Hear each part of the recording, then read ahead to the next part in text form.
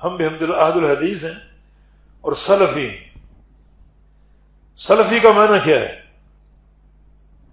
سلفی کا معنی کتاب و سنت کا پیروکار، سلف صالحین کی فکر کی روشنی، ان کے منہج کی روشنی۔ اساس قرآن و حدیث ہے، مگر قرآن و حدیث کا فہم جو ہے وہ سلف صالحین کے فہم کی روشنی، تاکہ بندہ قرآن کی تفسیر میں شتر بے بہار نہ بن جائے۔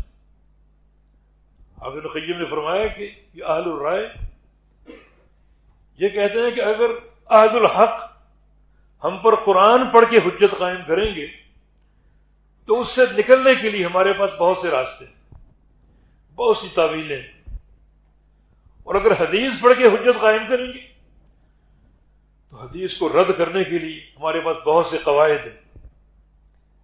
یہ سارے گمراہی کے راستے ہیں۔ اور ایک انسان، بعض لوگ تماش بین ہوتے ہیں، سنیں تو صحیح کیا کہہ رہے ہیں، کیا باتیں ہو رہی ہیں۔ سلف صالحین کے باقاعدہ اقوال موجود ہیں کہ اہل بدعت کی بات کو سنو گے تو شیطانی تلبیسات آپ کے دل میں داخل ہو جائیں۔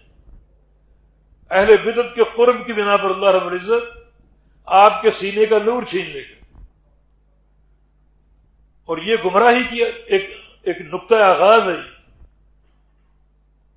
طبق سلامتی کا راستہ یہ سلفیت، ہم کتاب و سنت کے پیروکار، منہج سلف صالحین کی روشنی۔